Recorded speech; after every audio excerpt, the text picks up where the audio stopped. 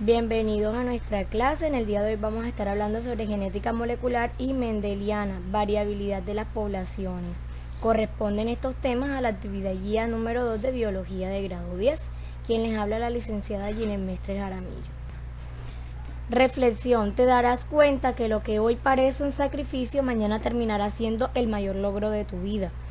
Pues tengan en cuenta que todos los días debemos hacer un esfuerzo y un sacrificio para nosotros poder llegar a obtener ese logro que tanto queremos, ese propósito que tenemos ahí pendiente para trabajarlo día a día. Entonces será la satisfacción del sacrificio que nosotros hemos hecho para llegar a este éxito. Bien, en esta temática vamos a encontrar conceptos claves como la genética, gen, genotipo, fenotipo, el parental, la progenie, el alelo, la homocigosis y la heterocigosis. La genética, que es una rama de la ciencia centrada en el estudio de la información genética de los organismos vivos. Un gen, que es un segmento de ADN que contiene la información necesaria para sintetizar una proteína responsable de la expresión de un carácter en el organismo. El genotipo, que es un conjunto de genes de un organismo. Fenotipo viene siendo un conjunto de caracteres o rasgos físicos de un organismo. El parental, que es un organismo progenitor, padre o madre de una progenie.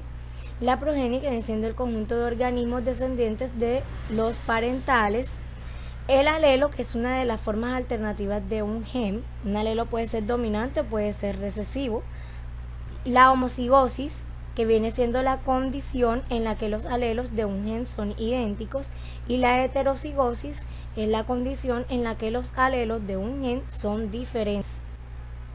Iniciamos con leyes de la herencia mendeliana. Tenemos dentro de estas leyes unos conceptos como por ejemplo la herencia mendeliana. Esta describe los patrones de la herencia que se rigen de acuerdo a dos leyes: leyes de la segregación y las leyes de la distribución independiente. Herencia mendeliana simple, que involucra un gen con dos alelos que despliegan una relación de dominancia y recesividad. Sin embargo, no todos los patrones de herencia mendeliana siguen estas reglas.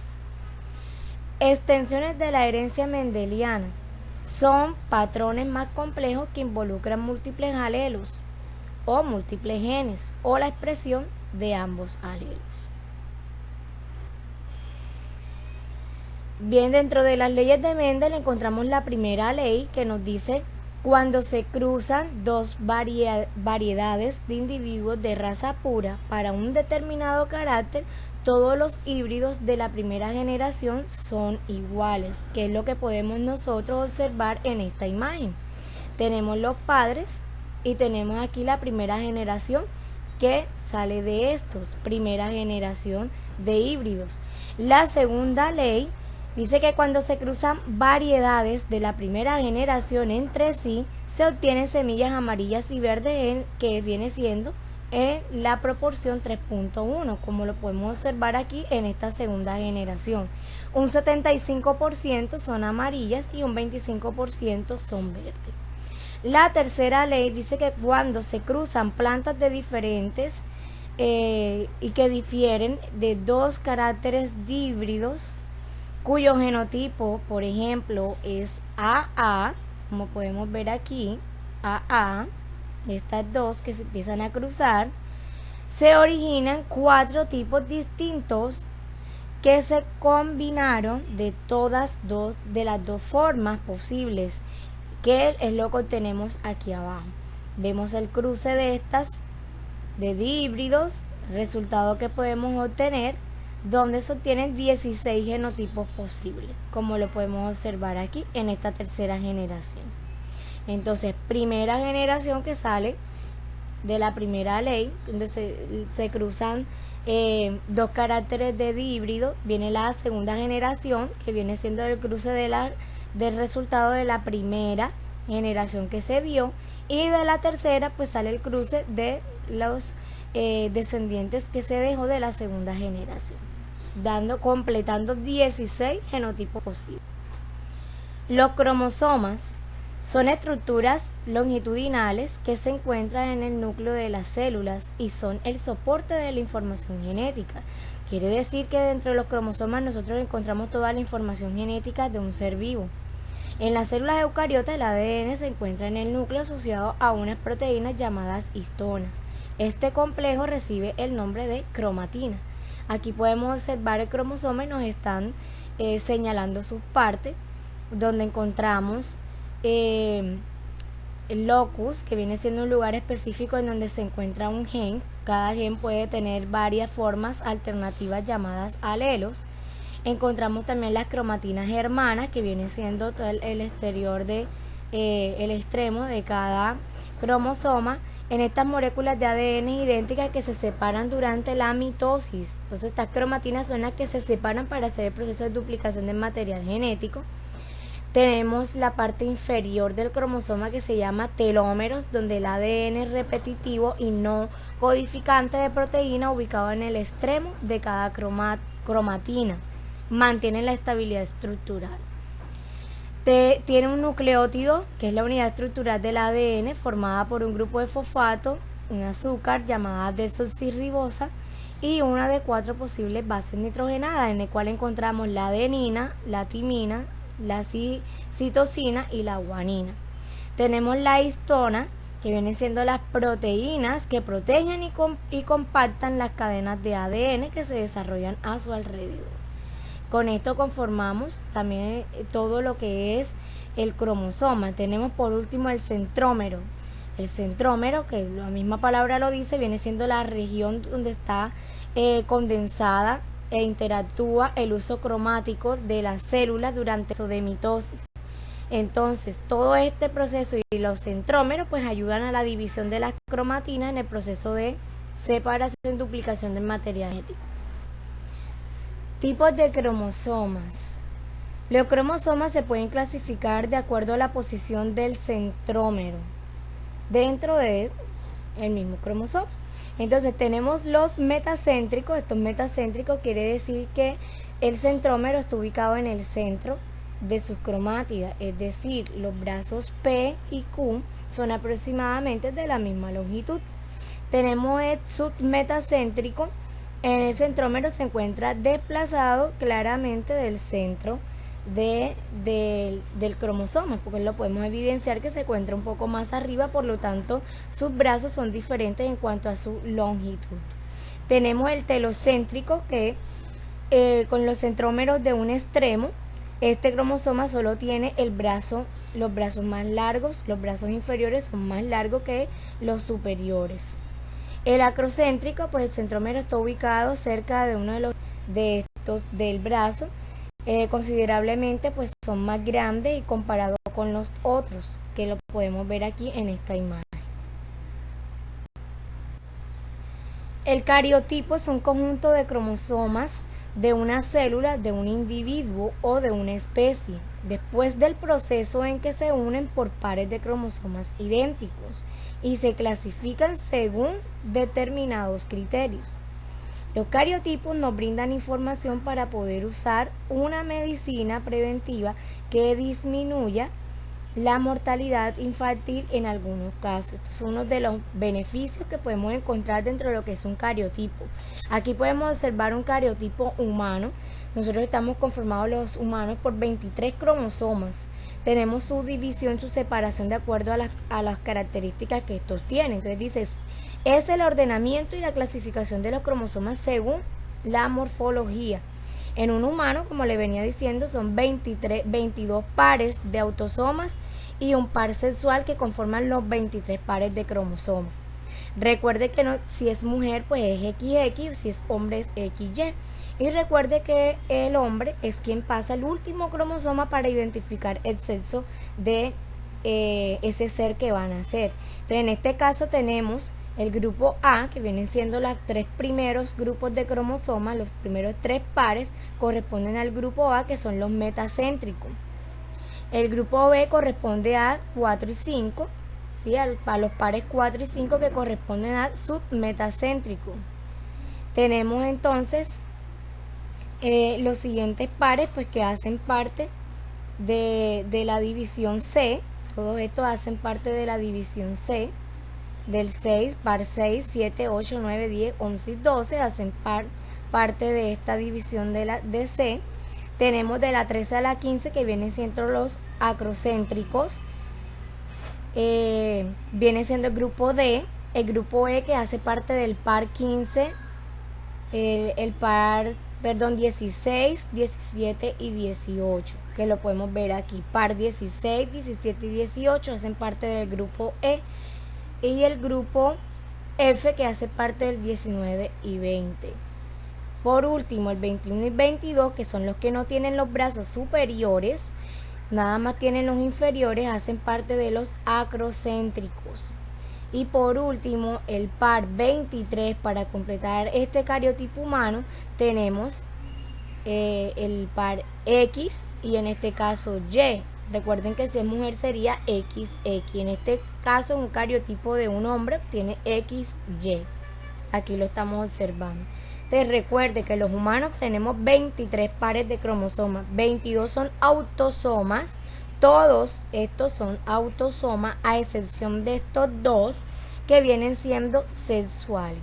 Ese par de cromosomas sexual. Herencia ligada al sexo. Esta consiste en que los genes localizados se localizan en una porción no homóloga del cromosoma X. Cuando son dominantes, el carácter es transmitido por las madres a todos los descendientes y por los padres solamente a las hijas. Cuando es recesivo, el carácter es transmitido por las madres a los hijos hombres. Las niñas solo tendrán las características si el padre también la tuviera. Ejemplo, el daltonismo y la hemofilia. Estas son dos enfermedades que son heredadas por el cromosoma X. En el caso de la hemofilia, es una enfermedad que es transmitida por la madre a los hijos varones. Las mujeres la pueden obtener, pero no la desarrollan, pero sí pueden transmitirla en el momento de tener ellos sus descendientes si tienen hijos varones, porque es transmitida por el cromosoma X. Por eso es como nos decía aquí en la primera parte de lo que yo les mencioné, aquí nos decía no homóloga del cromosoma X. Entonces aquí tenemos un ejemplo, un trastorno ligado al cromosoma X, donde tenemos el padre que no es afectado, pero la madre sí es portadora de la enfermedad, pero no le afecta, la porta, pero no la desarrolla. En el momento de tener los descendientes, aquí vemos que el hijo varón es quien desarrolla la enfermedad, la tiene, la desarrolla. Tienen 4 hijos, un varón que no está afectado, una hija que no está afectado, un hijo que está afectado y que porta la enfermedad, la desarrolla, y una hija que es portadora de la enfermedad pero no la desarrolla. Pero esta hija, cuando ella crezca y tenga sus descendientes, si tiene un hijo varón, puede estar transmitiéndole este cromosoma X que está afectado y él puede desarrollar la enfermedad. Este es el caso de la enfermedad de la hemofilia, el cual es una enfermedad en la que el organismo no tiene la capacidad de coagular la sangre en el momento de una herida. Es un riesgo porque puede quedar la persona desangrada. Entonces en este caso fíjese que es la madre quien está aportando ese cromosoma que está infectando a los hijos. Entonces puede que haya el riesgo de que 2 salgan sanos, pero los otros 2 pueden salir contagiados. Y en el caso de la hemofilia, el varón es quien desarrolla la enfermedad. Continuando con la herencia ligada al sexo, tenemos lo que es el daltonismo. Es un trastorno genético también llamado ceguera al color. Quiere decir que la persona no distingue con claridad cuáles son los colores que se les está mostrando. Entonces, una persona con daltonismo no podría detectar el número 5 dentro del círculo a tu derecha. Aquí podemos observar el círculo y ahí en el círculo estamos observando un número. Una persona que tiene daltonismo no podría identificar este número 5 que lo estamos viendo aquí. Miren dónde está el 5 de color rojo. Una persona que es daltónica no va a poder identificar el número 5 en medio del círculo que nosotros tenemos. El daltonismo o ceguera de color es un trastorno genético que se caracteriza por la incapacidad de distinguir ciertos colores. El nombre del daltonismo proviene del químico John Dalton, quien fue una de las primeras personas diagnosticadas con esta enfermedad. Entonces, estos son los cromosomas de una persona normal que no tiene daltonismo, y estos son los cromosomas de una persona con daltonismo, un daltónico. Entonces, si se da cuenta, mire cómo hay una alteración en sus cromátidas inferiores, la región diferencial que tiene, en el cual le impide por eso poder identificar los colores. En el caso de tan sencillo como el círculo que tenemos, pues que no nos va a poder permitir identificar el color 5, número 5 de color rojo dentro del círculo que tenemos.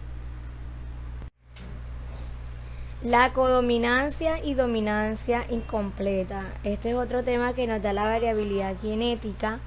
En este caso, cuando hablamos de una codominancia, pues la determinación que se tiene de los tipos de sangre. Existen 3 grupos principales, pues los que hay son grupos sanguíneos RH, A, B y O. Entonces los alelos A y B son codominantes, es decir, que una persona que posee en su genoma alelos A y B expresará en su glóbulo rojo ambos fenotipos. Por ejemplo, como lo estamos viendo aquí, tiene fenotipos del grupo A, tiene del grupo B, lo que va a presentar entonces su glóbulo rojo fenotipos de grupos A y B. Sus descendientes pueden estar siendo el grupo AB. En la dominancia incompleta, pues tenemos un ejemplo de lo que es la hipercolesterolemia familiar, que es una enfermedad de origen genético, que quiere decir que es heredada a través de los genotipos de las personas, relacionada con la acumulación de grasa en la sangre por fallas en un receptor. Ya esta es la alteración que se tiene dentro del organismo, pues no se absorben, no se eliminan, sino que se absorben y se van acumulando los niveles de grasa en el organismo, en la sangre. El alelo que codifica el receptor anormal sería el H mayúscula, porque sería el dominante. Entonces tiene una dominancia incompleta sobre el alelo que domina al receptor normal, que sería el H minúscula. Por eso los individuos heterocigotos presentan fenotipos intermedios. En el caso de que ambos son receptores, aquí tenemos una colesterolemia normal. En este caso, donde ya está la presencia de dominante, entonces ya aquí se presenta una colesterolemia doble del valor normal.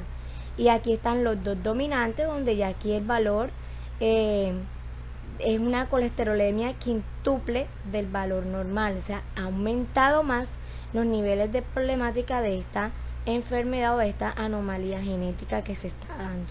Entonces, por eso se llama dominancia incompleta, porque puede causar pues una alteración o ya heredado de una enfermedad genética. Mutación. Una mutación es una modificación en la composición original de la sustancia de ADN que produce cambios en las proteínas de la cual se codifican los genes. Las mutaciones pueden ocurrir en un gen, un fragmento de cromosoma o una copia entera de este, y en cualquier etapa del ciclo de la vida de un organismo.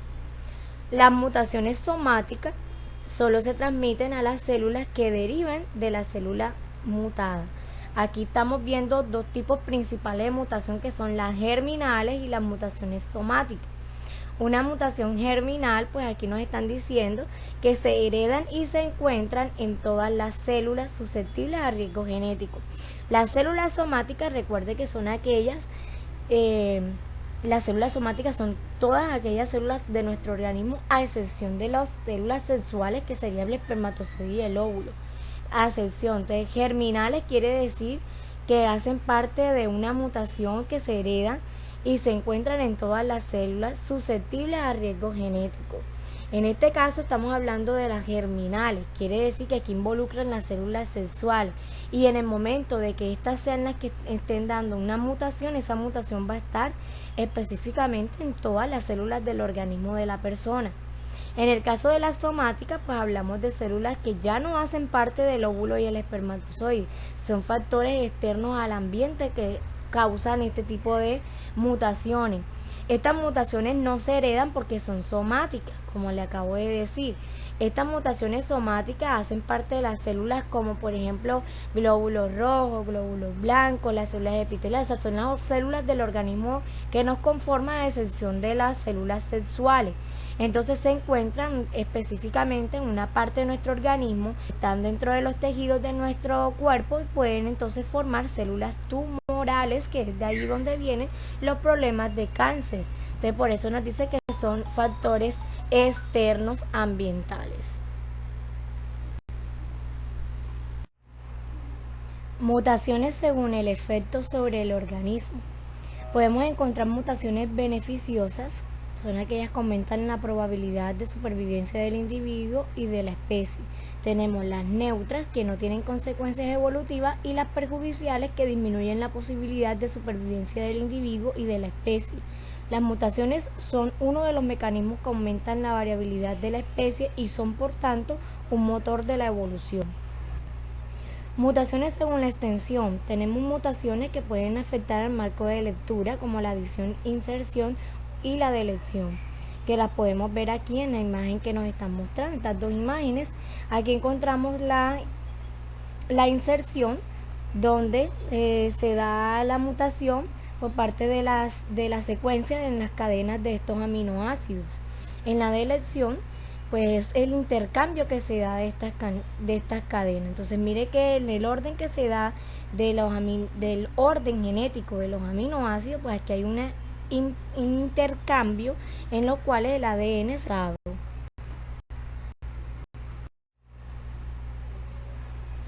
Tenemos tipos de mutaciones cromosómicas, en las cuales podemos tener la deficiencias o deleciones, las duplicaciones o repeticiones, las translocaciones y las inversiones.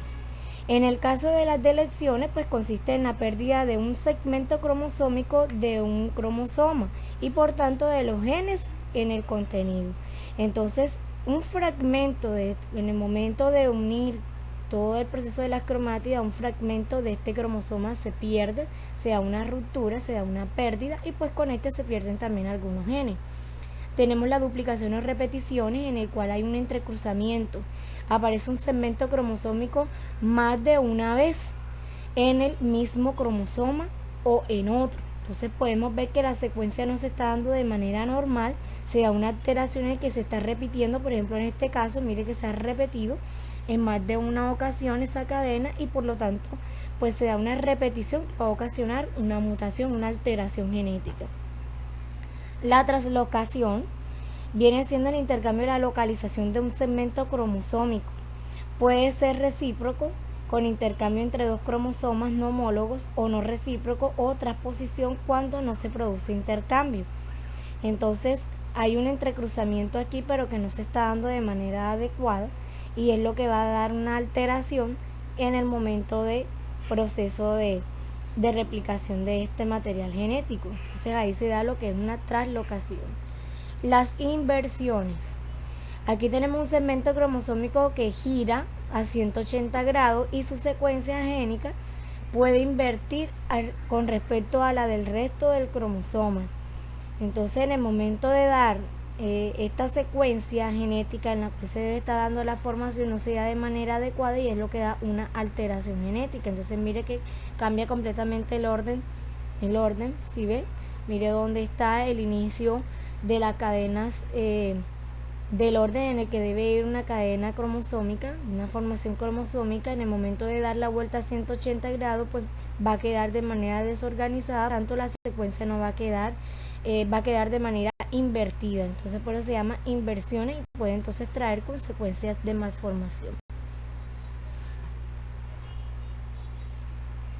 Mutación según su extensión. Tenemos también lo que son las mutaciones genómicas. Estas genómicas las podemos encontrar como euploides, que afectan el número normal de dotaciones cromosómicas. Existe un solo cromosoma de cada par. Esto se llama monoploidea. Y cuando contiene más de un juego se llaman poliploides. Pues estos pueden ser triploides, tetraploides, poliploides. Se da también en la incorporación de un juego de otras especies que se llama alopoliploidea. Tenemos también pues las aneuploideas. Estas aneuploideas pues afectan el número de algunos de los cromosomas. Carecen de un cromosoma de una pareja de homólogos, por lo que se llaman monomias. este es el caso del síndrome de Turner, poseen un cromosoma de más, esto se llaman trisomias, en el cual se puede dar pues en autosomas como el síndrome de Down, quiere decir que es una alteración, el síndrome de Down se altera el cromosoma 21, quiere decir que hay uno de más, se da uno de más, recuerde que cada cromosoma van por pares, entonces cuando hablamos de trisomias, vienen siendo que hay tres tipos de cromosomas en este número 21 y se ocasiona entonces de síndrome de Down. En el caso de monosomia quiere decir que te sabe que van todo el cariotipo va en par, entonces en este caso no iría en par sino uno solo, entonces por eso se forma el síndrome de Turner. Tenemos cromosomas sexuales, pues síndrome de triple X, el cariotipo de XYY y el síndrome de Klinefelter, que viene siendo también uno de los síndromes que se presentan, pero ya en este caso de los cromosomas sexuales. Los ácidos nucleicos. Bueno, funciones principales de estos ácidos nucleicos. La primera, almacenar y transmitir la información genética. Segundo, mantener la identidad de las especies. 3, mantienen las diferencias individuales dentro de especies y un individuo pues no es exactamente igual a otro de su misma especie. Son responsables de la diferenciación de tejidos y células dentro de un organismo, estructura, función determinada por la expresión selectiva de ciertos genes. Realizan síntesis de proteínas. En la secuencia pues cada proteína está programada en cada uno de los ácidos nucleicos que van a ser pues ubicados en su cadena nuevamente en el proceso de replicación del material genético y pues han permitido la evolución por mutación. Entonces, como podemos ver, aquí tenemos una cadena de ADN en el cual tenemos las proteínas que son las que forman esta cadena, que son la citosina, guanina, timina y que forman toda la cadena de ADN donde se da la síntesis de proteínas. El código genético es la secuencia de los nucleótidos de un gen, es traducida por las células para producir una cadena de aminoácidos creando proteínas. El orden de los aminoácidos, pues una proteína corresponde con el orden de los nucleótidos del gen. Entonces, dentro de este código genético nosotros encontramos donde nos están indicando la primera letra, que serían estas que van aquí, la segunda letra y la tercera letra. Entonces esto más que todo una secuencia, esa sería la secuencia que deben tener los nucleótidos en el momento de hacer el proceso de la formación de nuevas cadenas de aminoácidos en el proceso de la replicación del material genético. Entonces para eso sabemos que las primeras letras que nos están dando sería UCAG, que son las que tenemos aquí en esta primera hilera. La segunda sería UCAG, nuevamente, aquí está en el orden en el que la podemos encontrar, ¿sí? Y la tercera letra que nos están indicando, que aquí pueden ser los cambios que tenemos acá. Entonces, esto no es más que nos va a servir a nosotros para saber cuál es la secuencia que se debería tener en cuenta para una nueva cadena que se está formando de aminoácidos, en el cual corresponde pues el orden que deben tener las proteínas correspondientes para estos nucleótidos o estos genes. Bien, la replicación, que es una de las funciones que se tiene dentro de lo que es todas las cadenas de aminoácidos, pues es un proceso consecutivo que se da en las dobles hélices que están formando esta cadena de ADN. Entonces recuerde que en el proceso de replicación lo que se va a hacer es duplicar todo el material genético. Se dan 7 pasos. El primer paso nos dice que se separan las cadenas de nucleótidos debido a la ruptura de los puentes de hidrógeno que se tienen en las bases nitrogenadas. Este es el primer paso que se está dando en esta parte. Este es el primer paso. Entonces, en el primer paso se da la ruptura del puente que hay de las bases nitrogenadas. Luego nos vamos al segundo punto, que dice, que está ubicado aquí en este segundo punto, se inicia la replicación en el orden de la replicación, valga la redundancia. Quiere decir que es una secuencia de nucleótidos a la que se unen las proteínas especificadas que marcan el lugar donde serán resultadas en el proceso de la creación de nuevas enzimas. Entonces aquí se empieza el proceso de la unión nuevamente. En la 3 dice que al separarse la cadena se forman las horquillas de replicación, estructura dinámica que forma en forma de Y, ¿sí? Entonces ahí se van formando. Se da también la replicación del bidireccional, ya que se generan las horquillas que se mueven en dirección opuesta. En el punto 4, las enzimas específicas van incorporando selectivamente los nucleótidos que complementan las bases nitrogenadas. Entonces recuerde que nuevamente se va a formar la cadena y esto es lo que se está haciendo en esta parte de aquí. En el punto 5, que lo tenemos aquí arribita, hay una hebra continua adelantada o conductora. A la cadena complementaria se le conoce como discontinua o retrasada porque se replica el fragmento corto. Entonces estos fragmentos que luego se unen por medio de enzimas. Entonces mire que aquí están separados y ellos empiezan a hacer el proceso de unión nuevamente. En el punto 6, pues una secuencia de términos indica el final del proceso. Entonces fíjese que ya se había iniciado un proceso en el punto 4 en el cual se está incorporando los nucleótidos pues en el orden que deben ir en la cadena de 5 a 3, que ahí se están uniendo. En el punto 6 ya se da una finalización de este proceso, luego de ya la replicación de todas esas moléculas de material genético que se van dando de manera idéntica y continua. En el punto 7, pues en este punto ya viene siendo también pues las moléculas que resultan en el proceso que se está dando de replicación. Aquí se convertirán las cromátidas, pues se empiezan a formar los cromosomas durante el proceso de la mitosis. Y con este punto 7 pues termina todo el proceso. Tenemos el punto 8 donde ya es el cierre total de todo el proceso continuo, ya de resultado de todo el proceso de duplicación, replicación del material genético y nuevamente la unión de todas las bases nitrogenadas que las tenemos aquí. Estas son las bases nitrogenadas. Tenemos la transcripción del ADN. ¿Qué hacen en la transcripción? Pues tiene como objetivo pues, producir una copia del ARN desde la secuencia del ADN de un gen. En el caso de los genes, pues se codifican de la copia de este ARN, el ácido ribonucleico, también conocida como transcrito. Entonces aquí se va a transcribir toda esta información.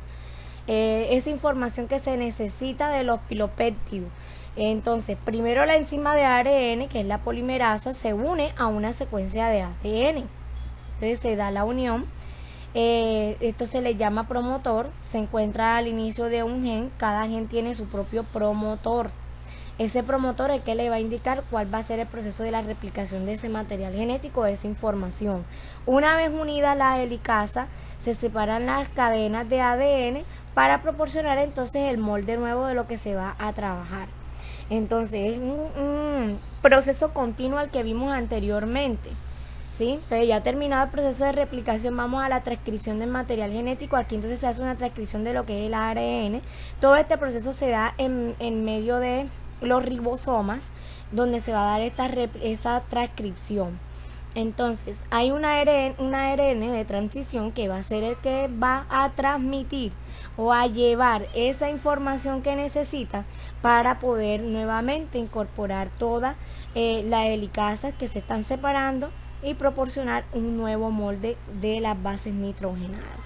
Entonces eso es lo que se hace en este proceso de transcripción de ADN. Transcribir toda la información que se tiene para formar una nueva cadena de material genético pues con las pares de las bases nitrogenadas. La traducción del ARN a las proteínas. Bueno, aquí hay un proceso de traducción, ya vimos la transcripción, que vamos por aquí, en el proceso de la transcripción, ya le dije que todo esto se da dentro de los ribosomas, son los que ayudan, recuerde que todas las proteínas están contenidas en los ribosomas y ellos son los que ayudan a la síntesis. Entonces, aquí ¿qué se va a hacer? Eso, se da la síntesis de proteínas en el proceso de la traducción. Hay un ARN mensajero, que él es el que va a actuar junto con el ARN de transferencia. Ellos van a actuar como un puente que va a llevar toda la información de los codones, que vienen siendo las proteínas, viene siendo la formación de esa cadena, cómo están conformadas estas cadenas, a eso se le llaman los codones, esa unión cómo está, es como si él tomara una copia, ¿cierto? Él va a tomar una copia y esa ARN de transferencia actúa como un puente, va a llevar la información junto con el ARN mensajero, llevan toda esta información para poder saber cómo es la codificación de los aminoácidos. Entonces, un extremo de cada ARN de transferencia tiene una secuencia de 3 nucleótidos llamadas anticodón. Entonces, nuevamente, cuando llegan entonces aquí en el ribosoma, empieza a darse la replicación y la formación nuevamente de todas esas aminoácidos y se empiezan a dar las especificaciones de cada codón. Entonces, esto lo hacen con ayuda del ARN mensajero y el ARN de transferencia. Ellos van a transferir toda esta información que se hizo aquí en el proceso de transcripción, se lleva acá en el proceso de traducción hasta que llega hasta donde están las proteínas, se da una síntesis de proteína y una formación nuevamente de los codones de aminoácidos. Y aquí nuevamente se empiezan a formar la unión de la cadena de ADN con que iría cada proteína para la indicación y la conformación de una nueva cadena de ADN. Bien, tenemos por última temática la ingeniería genética. ¿Qué es la ingeniería genética? Pues es una ciencia que manipula directamente el genoma de un ser vivo por medio de un conjunto de técnicas que aíslan, multiplican, modifican los genes del individuo con el fin de un estudio de beneficio, ya sea para una enfermedad, para creación de nuevos medicamentos, de vacunas. Entonces ahí es donde entra lo que es la ingeniería genética. A partir del estudio de los genes, de alteración de los genes, modificación, pero para buscar un estudio o beneficio. La revelación de la estructura de ADN y el descubrimiento de las enzimas de retención originaron una de las herramientas más poderosas de la biotecnología moderna. A esto se le llama ingeniería genética, ¿sí? También llamada tecnología del ADN recombinante. Entonces, aquí tenemos aplicaciones de la ingeniería genética. Aplicaciones pues que las podemos encontrar en la parte de la salud, como le dije, en avances de medicamentos, como por ejemplo la insulina. Entonces, ¿de dónde sale? Aquí tenemos la extracción de los plastillos de una bacteria. Se da un estudio, ¿cierto?, de cómo es el comportamiento de esta bacteria. Luego se aísla el gen, se codifica la insulina humana. Y luego se introduce el plastillo modificándolo en una bacteria. O sea, plastillos de la bacteria se van a ver modificados gracias a la codificación de la insulina que se está haciendo. Entonces, se produce el gen del plasmidio y luego viene y se introduce en el plasmidio de la modificación de la bacteria. La bacteria se reproduce pues con más rapidez, que eso es lo que van a ver, cómo se da su reproducción de manera rápida, y estas bacterias entonces producen la insulina humana, la insulina que es utilizada en el proceso de la diabetes para disminuir los niveles de azúcar en la sangre. Entonces esto es un avance que se ha obtenido, ¿sí? Se obtiene la insulina u hormonas, enzimas intestinales en bacterias a gran escala sin problemas de rechazo. Para esto se utiliza la ingeniería genética. Otra, pues tenemos la detección y prevención de enfermedades congénitas o hereditarias, sustituyendo el gen defectuoso por una copia corregida. Entonces aquí tenemos el caso, un óvulo fecundado, un cigoto ya formado, se realiza un cultivo celular con el óvulo fecundado, luego se introduce en el cultivo un vector del gen sano, se obtiene el cultivo ya transformado y esta célula entonces ahí hace su paso, se extrae el núcleo de la célula corregida y se introduce en un óvulo sin núcleo. O sea, lo que van a hacer es el cambio, está alterado y lo que van a hacer es retirar esa alteración que hay, van a hacer un cultivo en el vector del gen sano. Entonces cuando ya tienen ese gen sano y ese vector, lo van a inyectar entonces en un óvulo que esté sin su núcleo. ¿Para qué? Para que nuevamente se dé entonces el paso al proceso de gestación. ¿Sí? En el proceso de gestación quiere decir que nuevamente lo vuelven a incorporar en el organismo de la mujer para que se dé el proceso de desarrollo embrionario y pueda nacer un bebé sano. Entonces esto es otra de las aplicaciones que se tienen de la ingeniería genética. Tenemos también la terapia génica. Esta terapia génica pues es un tratamiento médico que consiste en manipular la información genética de las células enfermas para corregir un defecto genético o para dotar a las células de una nueva función que les permita superar una alteración. Entonces es algo similar a lo que vimos ahorita, ¿sí? Es algo similar a lo que vimos, en el cual tenemos pues un vector, ¿sí? Un vector en el cual se va a extraer el problema que se tiene, se va a incorporar otro vector para entonces que las células empiecen a desarrollarse con ya una modificación que se tiene, en el cual se va a tener ya una célula sana y va a evitar una malformación o un desarrollo de una enfermedad ocasionada por el vector que tenía inicialmente pues defectuoso, por decirlo así.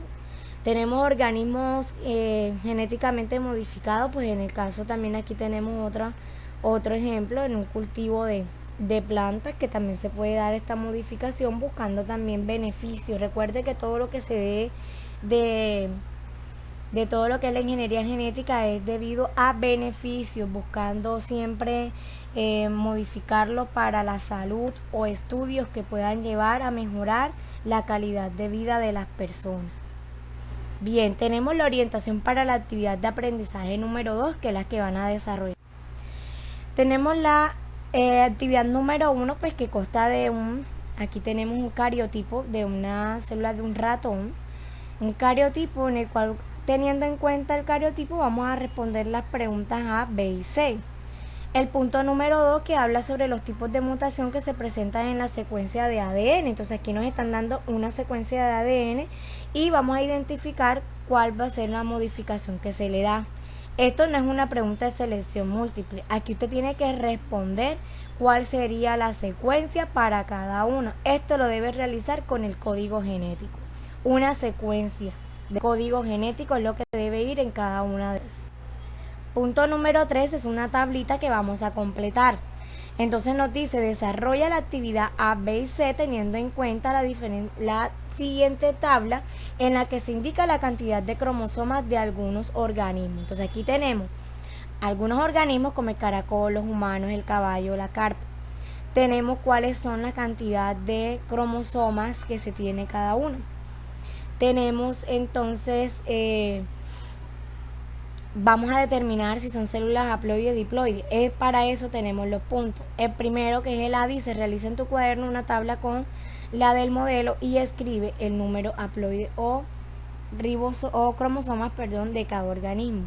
Pues en este caso no sería en el cuaderno, sino en la misma actividad que usted lo va a escribir.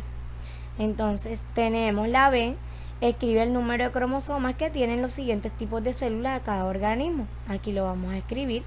Aquí nos los están dando, de la tabla vamos a sacar la información.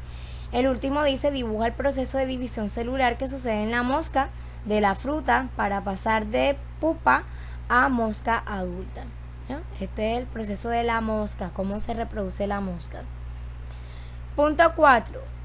Une las siguientes descripciones en los conceptos correspondientes. Aquí vamos a relacionar la columna A del 1, 2, 3, 4, 5 con la columna B, que sería A, B, C, D, I. Las dos columnas las vamos a relacionar de acuerdo con los conceptos que tenemos acá. El punto 5, pues, es una pregunta que usted va a responder. ¿Cuál considera que es la relación entre mutación y evolución? ¿Cuál ha sido su contribución en los organismos? Son dos preguntas que hay en una donde debemos justificar. Identifica las siguientes mutaciones, argumenta tu respuesta. Voy a tener en cuenta lo que acabamos de ver de mutación, voy a leer mi guía detalladamente y voy a determinar cuál es el tipo de mutación que a mí me están mostrando aquí. Solamente voy a colocar el nombre y por qué yo digo que es esa mutación. Aquí lo mismo, cuál es el nombre y yo por qué digo que esa es una mutación. Para eso vamos a analizar lo que tenemos acá, vamos a analizar un poquito con lo que se explicó y teniendo en cuenta también la guía integradora de aprendizaje. En el punto 7 vamos a observar la imagen que tenemos acá. Esto es una imagen de tipo de pelaje del conejo, que obedecen a un orden de dominancia, donde el orden de mayor dominancia o menor dominancia es el C o es el H, que es la la chinchilla, vamos a determinar, ¿cierto? Esto es un cruce que hay entre el agouti y la chinchilla, entre el Himalaya y el albino, y qué me está dando a mi resultado. Y teniendo en cuenta esto, las descendencias que hay, aquí hay 1, 2 y 3. Yo voy a determinar las respuestas de la pregunta. El punto 8 nos dice, observa la siguiente secuencia y con base en ella relaciona los tipos de mutación con su respectiva representación. Entonces recuerde que esto es un orden de la secuencia de ADN. Usted determinar, según lo que hablamos de mutación, cuál sería la secuencia que se debería seguir. O sea, vamos a determinar, aquí hay una mutación, ¿qué tipo de mutaciones? Aquí hay otra mutación, ¿qué tipo de mutaciones? Y la vamos a relacionar. Yo digo que esta es la inserción, yo digo que esta es la supresión y yo digo que esta es la sustitución de base. Ahí vamos a ver cuál es. El punto 9 vamos a ordenar. Esto lo podemos sacar también teniendo en cuenta la guía. También está explicadito en la guía.